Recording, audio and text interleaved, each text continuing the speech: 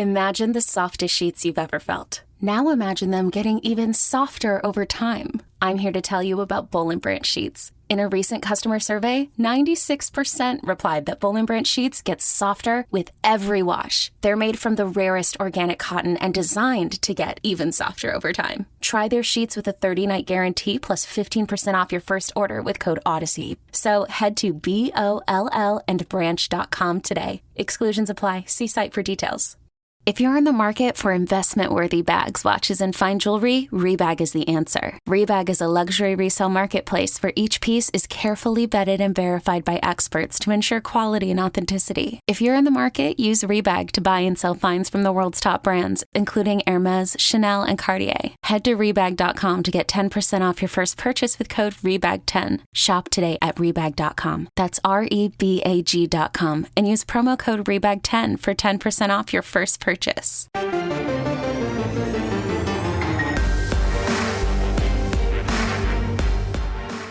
is Kansas State's Felix Enyedike Uzama, and you're listening to the Power Cat Podcast on the 24/7 Sports Podcast Network. Make sure you're subscribing to this show on your favorite podcast provider. Welcome to another edition of the Power Cat Questions Podcast, brought to you by Fridge Wholesale Liquor. I was just there. You know what I bought? Taco Bell. I bought ice, and then I went across the street, bought Taco Bell. Ice, baby? Yeah, I didn't do that, though. Is this going to get brought down now since I said that? Ooh, maybe we'll get flagged for copyright infringement. I don't know, but nobody else has Cole Carmody. He is ours. Tim Fitzgerald, Zach Carlson, and the Cole Carmody.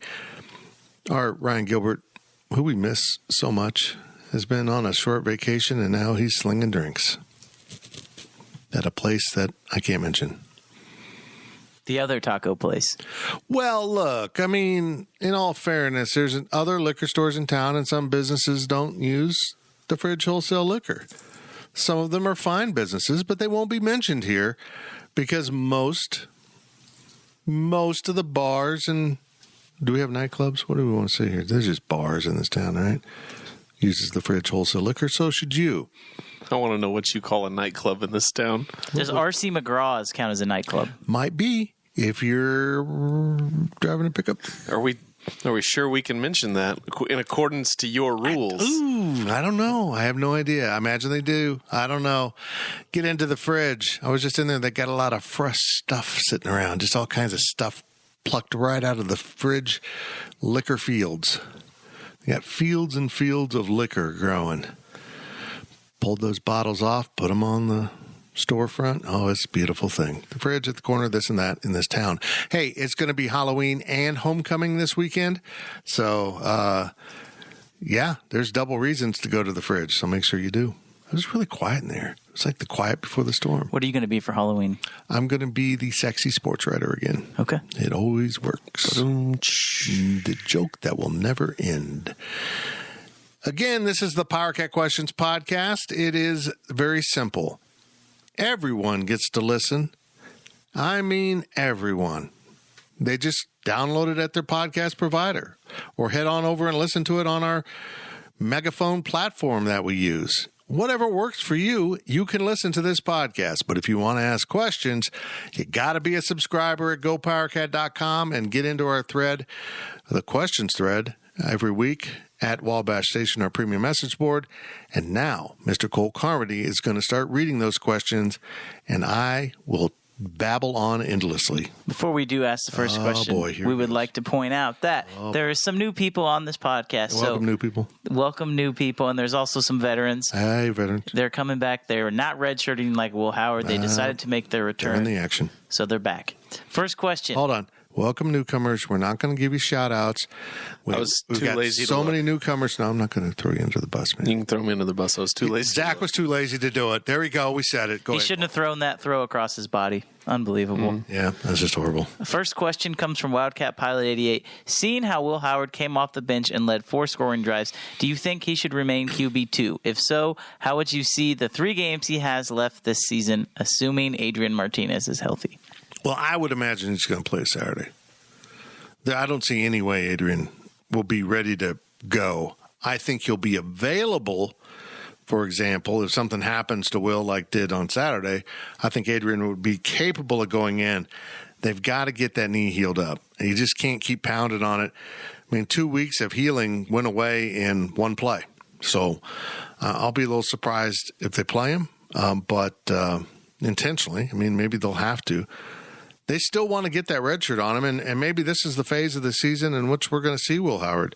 Maybe these 3 games in a row, we'll see him.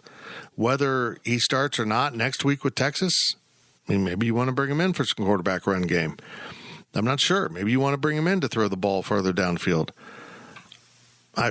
What I don't understand is when I watch the 2 quarterbacks play, I don't see Will Howard having a better arm than Adrian Martinez. Now, I don't think Adrian Martinez has the same arm he used to after that shoulder surgery, but I think they're pretty equal. And yet they called a completely different game for Will Howard to throw the ball down the field than they do with Adrian, and I don't quite understand it. I don't disagree with you, Fitz, that Will Howard doesn't have as strong of an arm as Adrian, because I think he just throws the ball a little differently. Like, there's a lot more velocity that comes out of the hand from Adrian. I also think he's a little bit more conservative with what he decides to throw. I agree. He's going to throw the check down 5-yard pass, as opposed to Will Howard saying, you know what? I trust Cade Warner. I'm going to throw it up there. He's either going to score a touchdown, it's going to get intercepted, or it's going to be incomplete. Right? Those are the 3 outcomes that can happen on any play. But in that situation, it's really truly a toss-up. Right? So literally, if K-State would have thrown an interception, if Howard would have thrown an interception on that play, I don't think fans really would have been that mad, because it was one-on-one. Like, you're giving your guy a chance to make a play, and the risk-reward at that point in the first quarter, it's probably worth it. So, I mean, yeah, as far as remaining quarterback 2, I think he is quarterback 2. If anything, I think Jaron Lewis may be quarterback 3.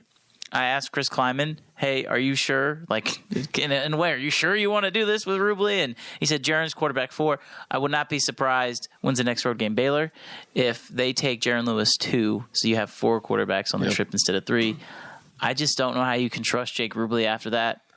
I'll be honest, that was probably one of the worst 2 series of quarterback play I've seen in a K-State game in a long time. And I felt bad for him, because he just was painfully obvious he wasn't ready. He wasn't ready. The moment was way too big for him. And I appreciate the fact that Chris Kleiman called out Colin Klein's play calling. He did. He said, we shouldn't have this kid throwing across his body. That was a tough throw for a veteran quarterback, let alone a kid that's coming off the bench. You got to drop it in a bucket over the top. I mean, he shouldn't have thrown the ball. It was too covered up from the angle. I mean, and we benefited because we were looking right down the same angle, and it was covered up. It was obvious. I do appreciate that, Coach Kleiman noted that, hey, we can't ask this kid to do that. We can't put him in that situation and lead to a turnover on our side of the field. So, yeah. Regarding Martinez, I brought this up after the press conference on Tuesday, but it really wouldn't surprise me if there's some gamesmanship being played here. Gundy says Adrian Martinez is going to play. We're going to prepare like he's going to play. Kleiman says, if he's available, he'll play. And then he proceeds to talk about Will Howard for the whole press conference. It wouldn't surprise me. And I know I'm not banking on Adrian Martinez playing, but I would not be shocked to see him play and see him start, simply because I don't think that Chris Kleiman would go and talk about Will Howard and basically for the entire press conference if Adrian Martinez wasn't going to play. Does that make sense? Yes. Like, I feel like if they knew he wasn't going to play, there would be some more gamesmanship going on. But I think it speaks to how great of a first half Will Howard played at TCU on Saturday. I don't think there's much of a drop-off, to be honest. For coming in the fashion he did, that was the most well-used 1 game out of 4 games for a red shirt that you could have hoped for. I mean, it was they cashed in perfectly, and yeah, the game didn't go well. And honestly, if he doesn't get injured on that 3rd down, I think they get the first down, and I think they're in that game. I think they win the game. I think they can win the game, because that was the real momentum shift there. You have to you kick the field goal into the wind. Chris Tennant had no business kicking that field goal. That's not on Tennant on that one. We can talk about the other one, but that was just the play call should have been go for it on 4th down. And, Jake Rubley having to come in at the end there, he was in over his head at that point.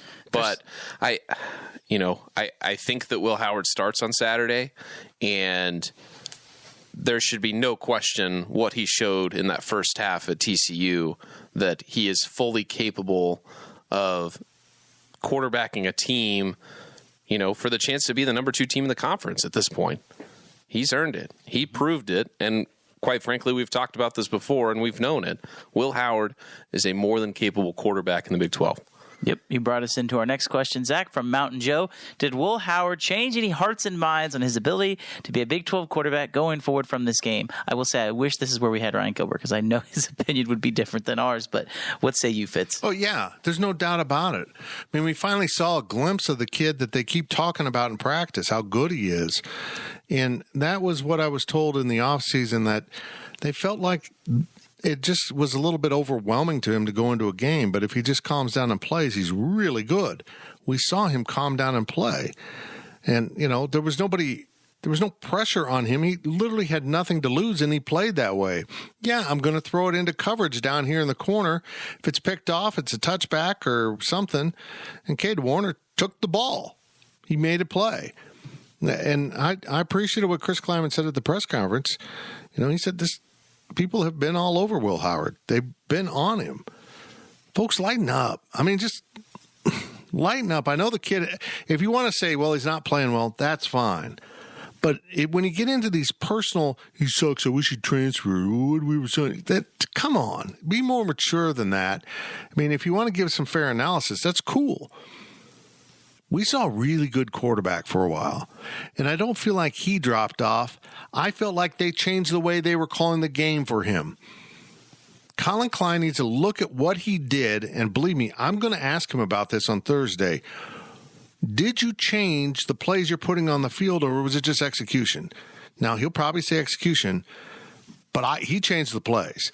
They stopped throwing the ball down the field as much as he was in early down situations or, earlier in that game. And they let TCU load up the box and take away the run. You have to put him in a position to succeed. And for him to succeed, we've seen it now. You've got to throw it downfield. You've got to stretch the field. He can't run the ball through gaps like Adrian Martinez can. But, man, he ran that option read, and it was comical watching the safety just staring at Deuce Vaughn as Will Howard ran right past him one time. So he can do it, but he doesn't have the same explosiveness. Now, in the open field, this dude can run. He's got long legs. He'll unwind those things, but it takes him a little bit to get going. And he also doesn't lift his feet very well. And on grass fields, he trips. He does. It's just kind of a problem. But I hope he changed some hearts and minds, because he's a great kid. He's a wonderful young man. I never see him transferring from K-State. He loves it here. And they're recruiting his brother. And they're recruiting his brother. I mean, and I see why, because the family's a gold mine. So, yeah, I'm all in on Will Howard. I wish nothing but success for this kid.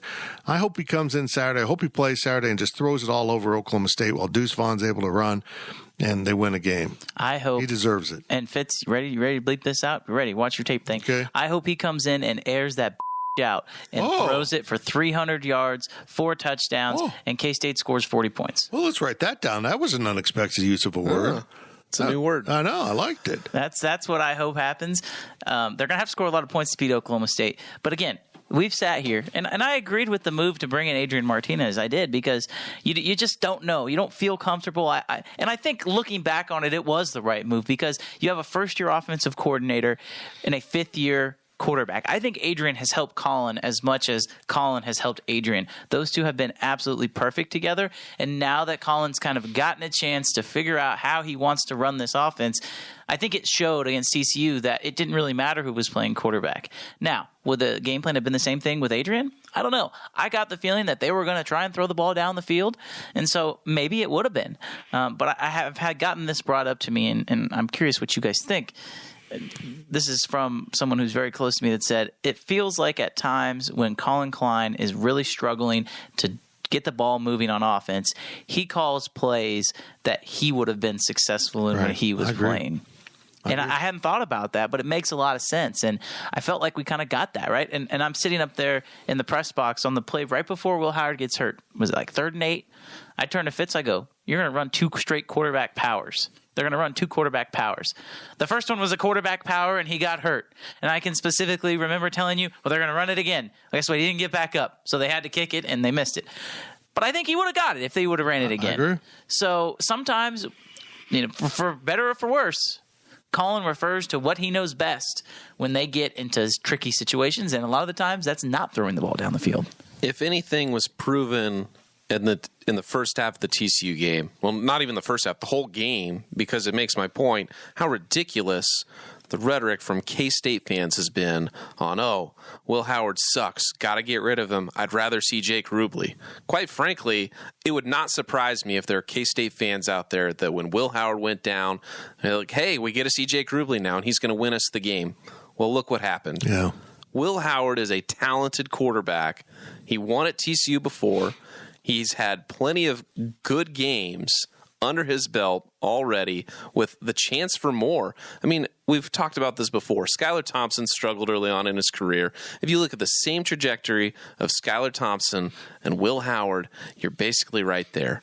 There is no doubt in my mind that if Will Howard wanted to stay, became the starter next year, and was the starter for 2 years, he could be just as successful as a starting quarterback as Skylar Thompson, who everyone loved by the end of his career. But boy, they fought him.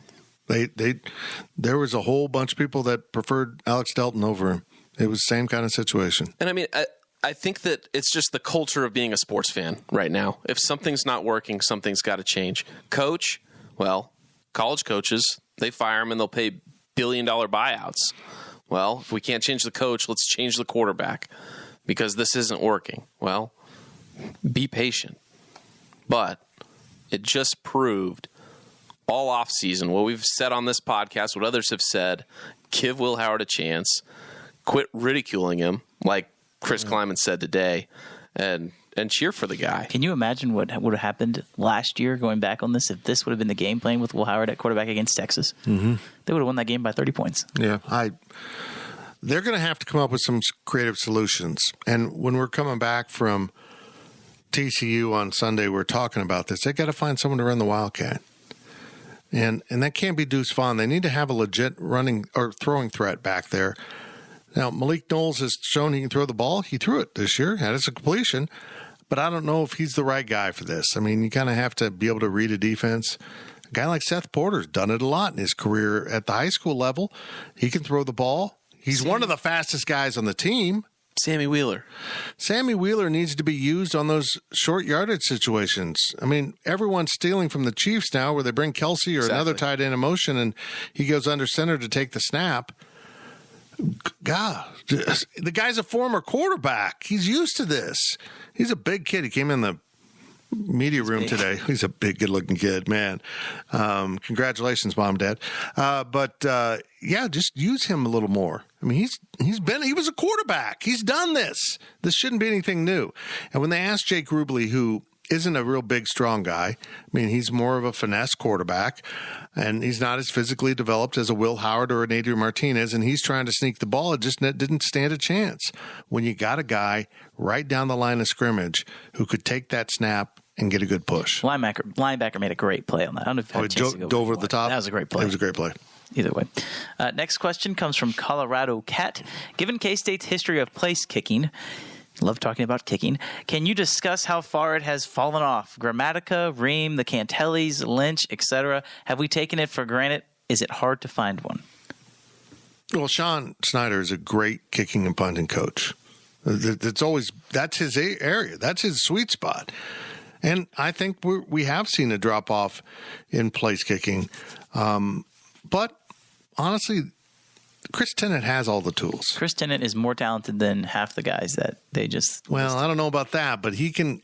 Leg strength-wise. We're watching him rip the ball pretty good in pregame, and then he gets into the game, and I said this with Brian Hanley, and then he's out there trying to steer it between the goalposts, which is the last thing you can do in wind. I mean, you're just putting it up to chance at that point, and it didn't work out. They got to. It's a mental thing. They got to get him to drive that ball every freaking time he's on the field. Drive it through the uprights. Quit trying to steer it around. And I think he tried to steer it into the wind. and he didn't have a chance. He needed to absolutely blast that ball to get it there, and he didn't. So this is a mental thing. But Chris Kleiman isn't saying, he's my guy, I'm going to do it. He said, we're going to look at everyone. And that might include Ty Zentner on some of these. But, boy, when you lose, basically 9 points in field goal kicking, you had 2 misses and they got 1 make. And in a 10-point game, it's pretty obvious how fine of a line this game was on. And Chris Kleiman said it again today. It just came down to a few plays, and it really did. Cade Warner makes the catch. Something else happens. Yeah. Will Howard doesn't get hurt. He stays in the game, probably to win. There was a lot that went on in this game that was very frustrating and just felt like once TCU got the stop in the second quarter, something magical happened with the Frogs, and they became princes. But for me, that's it for the podcast. We're out. For me, the kicking goes beyond just this game. This game was tough. There was one field goal he had no business kicking. That one wasn't his fault. The other one where he doinked off the upright, he had the wind, he had the distance. That one should have been in. Should have been a 7-point game. But I think it goes beyond this game and previous games. It truly feels like it's a coin flip when he's on the field. Right. It feels like a 50-50. All those guys that were mentioned, the Reams, Cantellis, Blake Lynch, Grammatica. You can throw in, can't think of his name. Blake Lynch? No, not Blake Lynch. Before Blake Lynch. Matthew McCrane. McCrane, thank you. Matthew McCrane. Guys that are accurate, and a few of them have had struggles before, but they worked through it. But it doesn't feel like there's a second option. If a guy's struggling, I feel like Kleiman has ridden Tennant so far at this point where he's almost banking on, well, he's got to make one. It's, at some point he's got to hit, right? But, I feel like it would take the pressure off of Tennant a little bit if there was another guy to go out there and make a field goal. I believe what was the 2 options that were brought up on Tuesday were Leighton Simmering. I believe that's who he said would be up next, would be the freshman from Rosemount, Minnesota. And then you would have obviously the punter Ty Zentner would be the other option if K-State were to explore that realm. They do have another kicker on the roster by the name of Grant Snowden, a Manhattan High alum. So we'll see what they decide to do. But, yeah, Chris Tennant is 6'5", 220 pounds. No, he's the whole part. He looks like Harrison Butker out there, so you would hope that he'd be able to figure it out. But I know they have some pretty good kicker guys coming in, so you would think that problem would get solved sooner rather than later. But as far as this season goes, yeah, you just it's between the years. He's got to figure it out, no doubt. Mm-hmm. The final question of the podcast, a very interesting name. I don't know if I've seen half this one. of the podcast. What did I say? The podcast. You ended it early. We're not ending early. No. We're not leaving. Comes from Philly Cheesesteak. Like just spelled like that? No, it's Philly CHZ. And steak is spelled like steak and not like a steak, in the ground. Not a steak like a fillet. I want to know if he's a horrible speller or if there's a secret meaning to that. I don't know. All right, Philly, let us know in the comments. 4 straight scores and then no scores in the second half. Was the cause the play calling, or what adjustments did TCU make to shut down K-State? No, we did ask about this, and Will Howard said it just felt like they amped it up. They were more aggressive. But I do think K-State got away from throwing the ball down the field, and they were able to load up the box a little bit and focus in on an 80% Deuce Vaughn, if you want to say that, and then they kind of took out Will Howard. There's no polite way to say it. It looked like they took him out. I'll be honest. I'm going to say this right now. I think TCU's defense sucks. I don't. I think they're very athletic. Schematically, they don't know what they're doing yet. Yes. But they are getting by with great athleticism. That's fair. And they were really aggressive, and they can take chances when their offense gets rolling. But their offense wasn't rolling. They scored, and then K-State did a good job slowing them down. And they got a little more conservative on defense, and that helped K-State move the ball with Will Howard. But then by the time that – and keep this in mind – TCU gets the late score, and then K-State really doesn't do anything. They kneel on it. Go to locker room, TCU gets the ball back. They had an hour's rest, and now it's 28-24. Last time they'd been on the field, a drive of any substance, it was 28-10. So that changed the whole context of the game, and they brought it. That Max Duggan sets the tone for that entire football team. Jalen Daniels sets the entire tone for the KU football team. And when you got a quarterback like that, they make your defense better. And anyone who knows what I'm talking about gets it.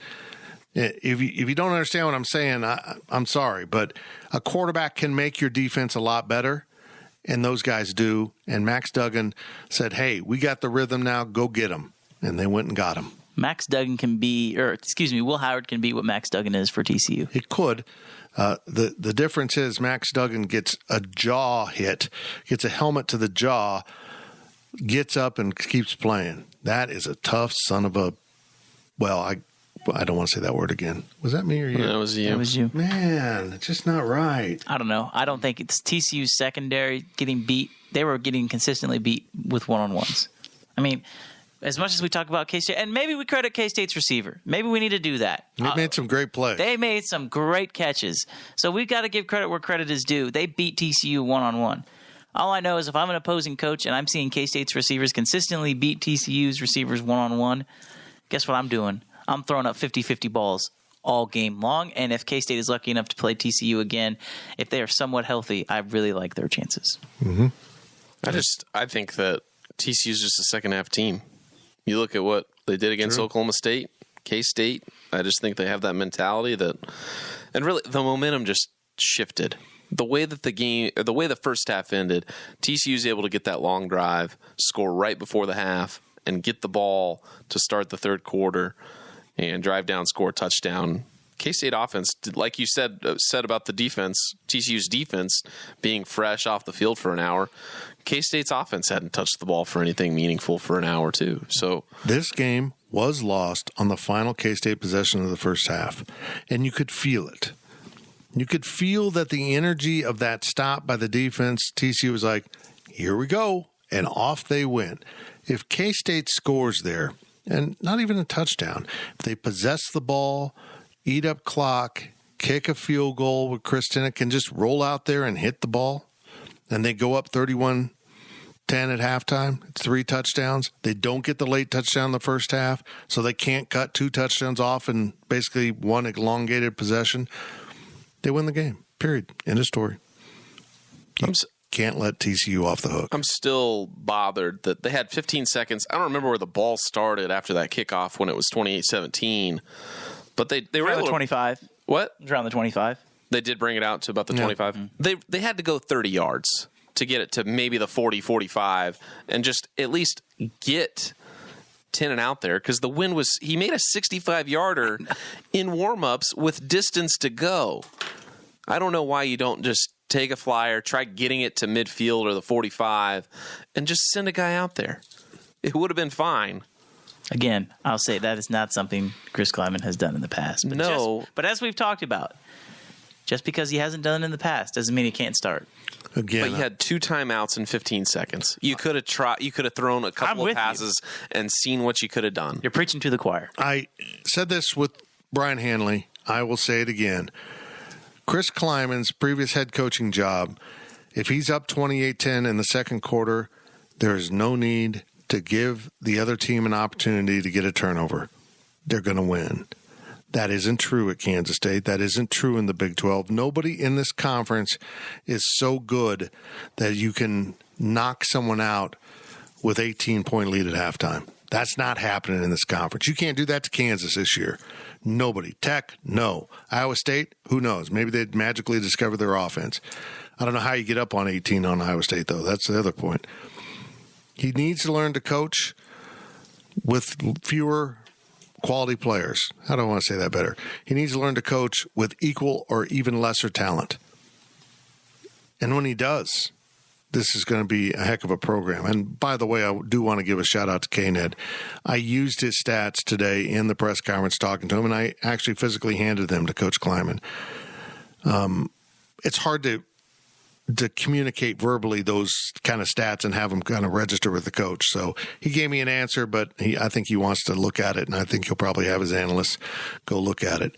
If they don't score in the third quarter, Kansas State's in trouble.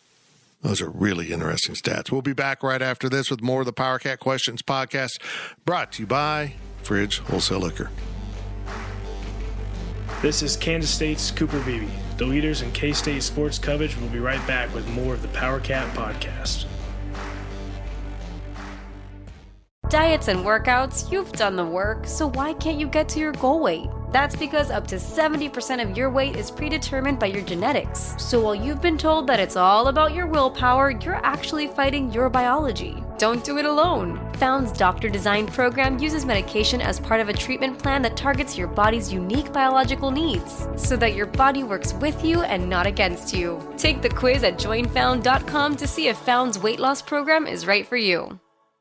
JamesAllen.com is the online destination to easily design a customized engagement ring and save up to 50% compared to traditional stores. You pick a diamond, whether it's lab-created or earth-created, James Allen has over 200,000 conflict-free stones. Then you pick your ring setting and metal. And if you need some help, they have real-time diamond consultations available, where an expert can walk you through it all. Get 25% off your order at JamesAllen.com, code podcast. That's JamesAllen.com, code podcast. This is Kansas State's Daniel Green, and welcome back to the PowerCat Podcast on the 24/7 Sports Podcast Network. Welcome back to the PowerCat Questions Podcast. The Cole has a potty mouth edition, apparently. I had to bleep out Cole. Man, what have I done to Cole Carmody? Such a nice young man has turned into a... Oh, he's just awful.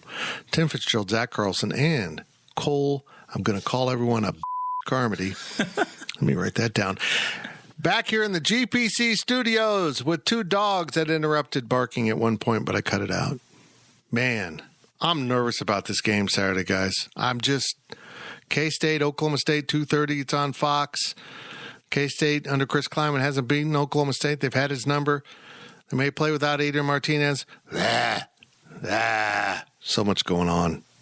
And honestly, I think Will Howard will be good, but not having Deuce Vaughn 100% is also a whole nother story. And we got more of your questions from Wabash Station. Remember, your sponsor for this podcast, the one that makes it all possible, are Kevin and the boys and the gals at the Fridge Wholesale Liquor. I was just in there. It's just fantastic. It's just kind of a happy place. And they're so nice there. And you walk in. I mean, they yell at me, Norm. Oh, hold on. That's not who I am. Fitz. That's right. It's like my cheers. Cheers to them. Here's your questions. Cole? First question comes from Florida Cat Fan 90. You think he's in Florida? Or you think he just really likes Florida? Yes. Okay. He wants to know, so TCU's offensive coordinator calls plays on the sideline.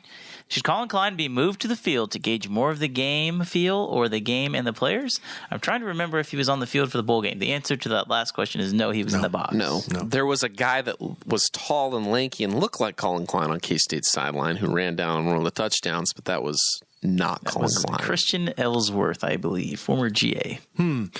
Whatever the coaches were comfortable with. I mean, there's two ways to look at it. You can be down on the field where you can talk to players face to face, get a feel for things. But folks, if you've never been on a sideline at a college football game, But folks, if you've never been on the sideline for a college football game, you can't see jack crap. I mean, particularly if there's a crowd on the field, you just can't see much. And so when we ask coaches post game, they probably want to go, how the hell I know? I'm on the sideline. So being up there, it's more like a chess game when you can see the whole field. If I was offense coordinator, I'd want to be up in the press box. There's no way I'd want to do it from the game or from the field. No way. And I don't think the location is what the problem here is. And I've said this repeatedly. Garrett Riley calls the same game in the first quarter, the second quarter, the third quarter, the fourth quarter. He's going to mix the run and attack you with the pass. They don't do anything different. Does it work differently at times? Do you defend it better at different times? Yes. But he keeps pushing. And that's what Colin Klein needs to learn. In this day and age, it's not 10 years ago even. You got to keep applying pressure or you'll put them in a position to come back. I don't think he is insinuating that Colin Klein doesn't have a feel for the game. I don't think that's what Florida Cat Fan 90 is insinuating. But I will say this. I think that when fans sometimes look at coaches and say, this isn't working, why are you not doing something else? You're failing to understand that the other team is trying to stop you. The other team is trying to score on you, right? Just because you're not having success doesn't mean you're doing something wrong. Now, Colin Klein will tell you, I should have been better. He'll say that on Thursday. I fully expect him to say that. But I don't think that him moving to the field by any way, shape, or form changes the outcome of the games, changes the outcome of the play calls. He's going to call the same plays, whether he's on the field, in the stands, sitting at home watching the game on TV, or in the press box like he normally is. This is a non-discussion point. This should be not even a thing. If he feels more comfortable in the box, he feels more comfortable in the box. And as far as Garrett Riley goes, I'm sure there are coaches in the box that are suggesting what plays to call, suggesting what plays to run, letting him know the formations that K-State is consistently lined up in. Play calling is not just on the shoulders of the offensive coordinator. It is literally a team effort, and sometimes fans don't realize that. Yep. Well said. Next question comes from Bone Cat Touchdown. I don't believe this is a... Could be TD. That's a touchdown. Okay. If you say Touchdown. so. Bone Cat TD. Bone Cat Touchdown. I like it. I don't think we've had him in a while. I think this is a brand new poster. Okay. Brand new. Welcome to the website. I think. Zach says he thinks. All right. What is a realistic expectation for this team with all of the injuries? Is Arlington only possible if we get healthy? No, I mean, Oklahoma State's beating all to hell, too. So, I mean, you got to play the games. I think they need to win this one. I'm just going to say that. I mean, Texas already has a loss to Texas Tech, so they're carrying 2 losses outside of anyone else, and they still have to play at TCU. I'm going to say this. If K-State wins this game, I think they're going to Arlington. I'm not going to go there. Not yet. I'm not going to go there because I still think Baylor's a really good football team. And, I mean, this stretch, this is it. Oklahoma State, Texas, and Baylor. These are the teams he hasn't beaten. Well, let me ask you this then. If K-State somehow finds a way to win this game, because that's, at the end of the day, if you don't win this game, the odds of you making it to Arlington go down significantly. Yes, it should. Yeah. So if they can find a way to win this game, do you feel confident that they'll win 1 out of 3? Or do you feel confident that they'll win 2 out of 3 between Texas at home, at Baylor, and at West Virginia? Well, basically you're saying they've got to win at West Virginia. Will they beat one of the other 2? I feel that falls on the positive side. I would bet that. But would I feel like it's a lock? Hell no. Texas is a big physical football team. They get a level of athlete that honestly is hard for Kansas State to match up. And when they do, it's a beautiful thing because they shouldn't be able to. And Baylor, in some ways, does too. So, yeah, I'm not going to take anything from granted, but we got to win this. I mean, if they win this, I think it can snowball. Right? I mean, if they don't win this, it could snowball. They could get into some injuries and really have some issues going forward into this long stretch. I mean, they do win. They're in a good position, but boy, they got a lot of work to do. Everyone can beat you. I mean, it's entirely possible in this crazy conference. You beat Oklahoma State. You beat Texas. You're feeling good about it. You lose to Baylor. You lose to West Virginia. And suddenly you're coming home after 2 road losses fighting for your life against Kansas. To Cole's point, and initially I disagreed with it, but now I'm probably more in agreement with it. If you win this game and you beat Texas, you can kind of afford to lose to Baylor because that second-place team is likely going to have 2 losses. That's what I'm saying. Because it's not about how many, but who. Right. And if you beat Oklahoma State, you beat Texas, those are the 2 you need to win. And then you can probably get away with losing to Baylor or West Virginia. And I can honestly say this. If you beat Oklahoma State, I think you can afford to lose to Texas because they still have to play TCU and they still have to play Baylor as well as Kansas. And we know the struggles they've had with them. I don't think there's any way Texas runs the table and wins 4 in a row because they have a bye week this week. Then they come to Manhattan. I don't think they run the table and win 4 in a row. I don't. If they lose 2 more games, are they still in the discussion for the college football playoff? That is a great question. Let's call up Kirk. So expectations. We everyone in this room thinks that Kansas State realistically can still make it to Arlington. Absolutely. They control their own destiny. They can win out and they're in Arlington guaranteed. I mean, there's no question about that. If you have 1 loss, you're going to be in Arlington. But I don't. They got to win this one. We'll know a lot more 7 days from now. Here's the factor. K-State is so involved here. If they win Saturday with Will Howard playing, they're not going to worry about his red shirt. Absolutely not. They'll play him as needed going forward because I think he can add something to the field. And it'd be unfortunate, but who knows? Maybe he turns around next year as a starting quarterback and like Skyler gets hurt early in the season. And then you're in a situation, but you know that you can redshirt him at that point. Well, I've said this. Will Howard's going to have 2 more years left. He's going to have next year, and then he'll have the year after that with the COVID season. So unless you think Will Howard is going to be the quarterback for 3 years after this season, he'll have next year, the year after that, and the year after that as 3 years as your quarterback. There's no point of redshirting him. So, yeah, I think that he'll play a lot the rest of the season. The next question comes from Emaw in Iowa. So let me translate. That's a K-State fan that lives in Iowa. A.K.A. Emaw in heaven. It's quality. Right? Heaven's Chris Kleiman. Yeah, there we go. It's his burner. Kleiman's burner. It's the one. We found out today he's listening to this podcast. He basically has said it. That was so funny. If you haven't heard it, you need to go find it. Was the question that I asked? Yeah, it was about the passing game. Yeah. And he goes, well, you guys want us to throw it downfield? And right, Fitz? And I'm like, yeah, please do. Glad you're listening. Yeah, it was really funny. He's very entertaining. Emaw in Iowa wants to know thoughts on the football program in regards to the 5-5-2, where this program will be in 5 weeks, 5 months, and 2 years. Strange time frame. 5 weeks is the end of the year. All right, end of the year. End of the regular season. I thought they'd be 9-3. Lost to Tulane. Kind of factors in there. I thought they'd be 6-3 in the conference. And honestly, depending on, like Zach said, depending mathematically on who those wins and losses come against, that might get you a tiebreaker to get you to Arlington. Now, it would be less impressive at 8-4 to be there than 9-3, but so be it. So that's all possible. And then it was 5 months. 5 months, they'll be in the summer. Right? They'll be in spring football, right? Well, we won't know much going on there. Avery Johnson will be in town. Right. That is going to be an interesting storyline. And some other guys will be around, I think.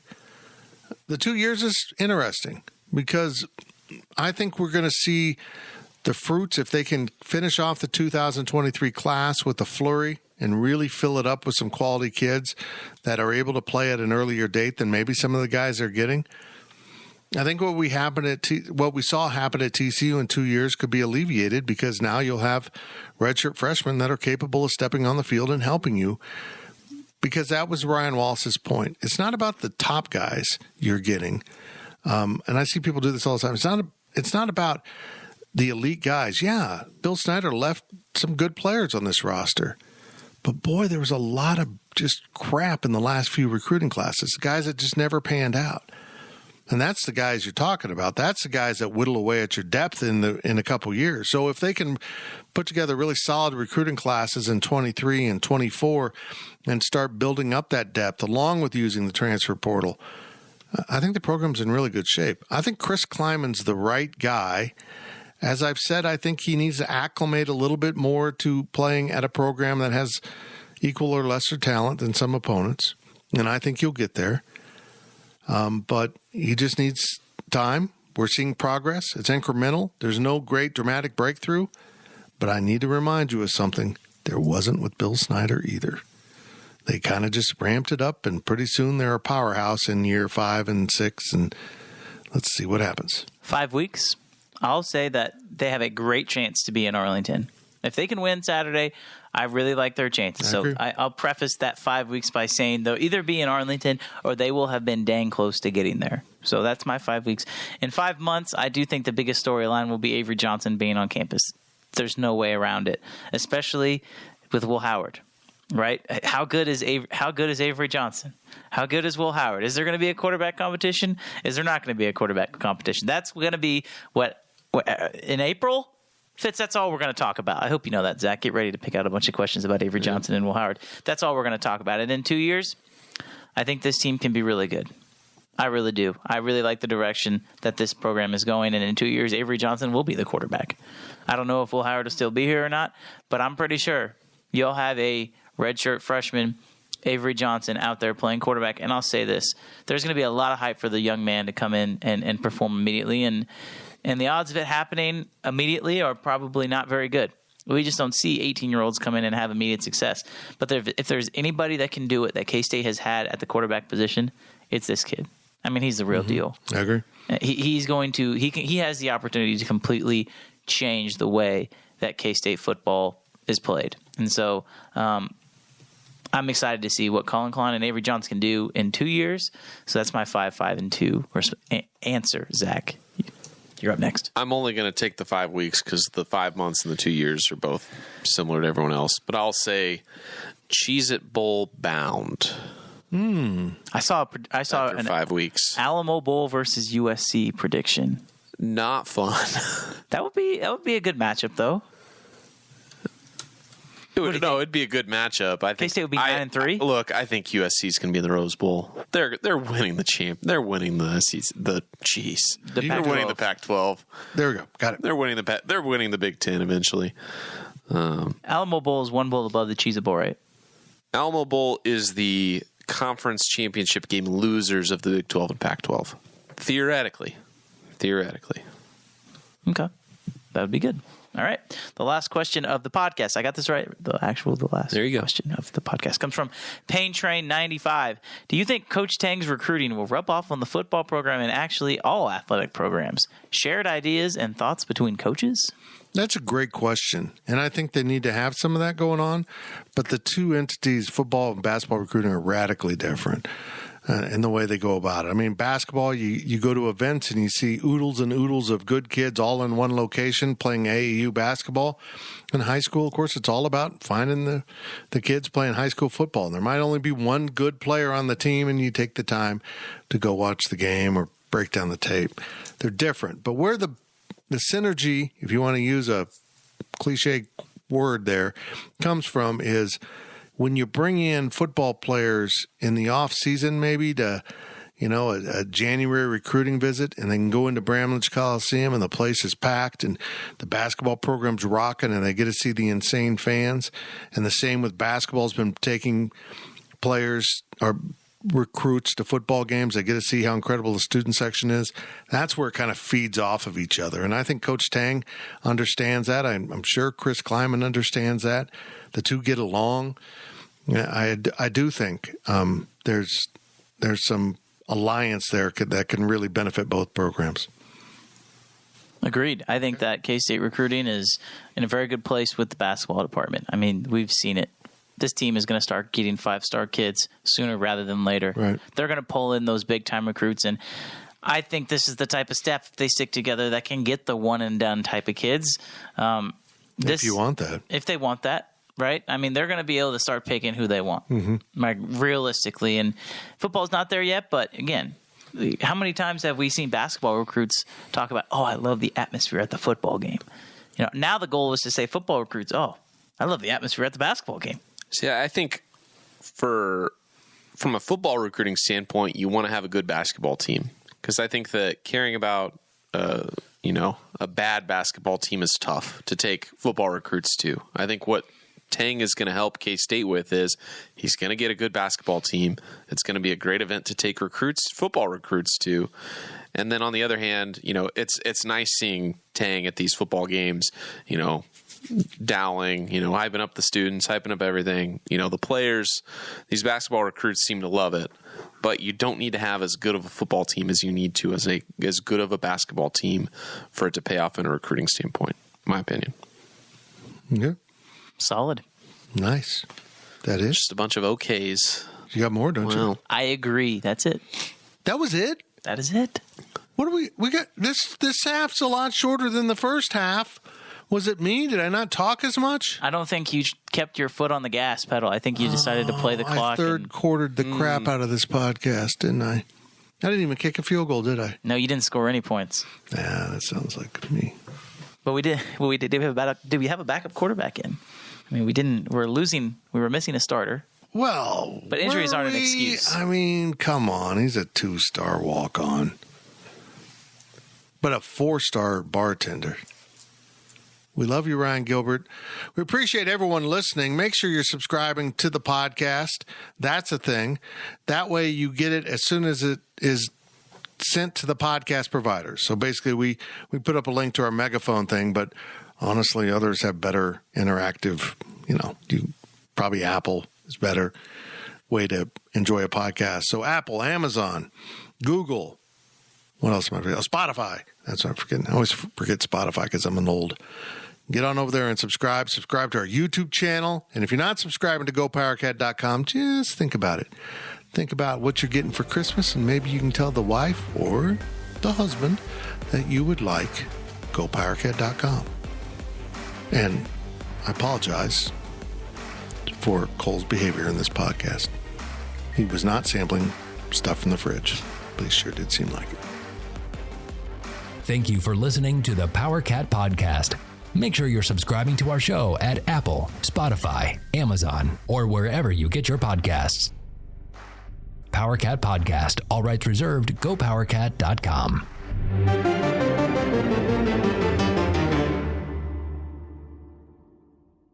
With Blue Link Plus, you can access your Hyundai Tucson Limited remotely. Doors unlocked, temperature set, lost car found. There it is. Get complimentary class-leading Blue Link Plus. Call 562-314-4603 for complete details.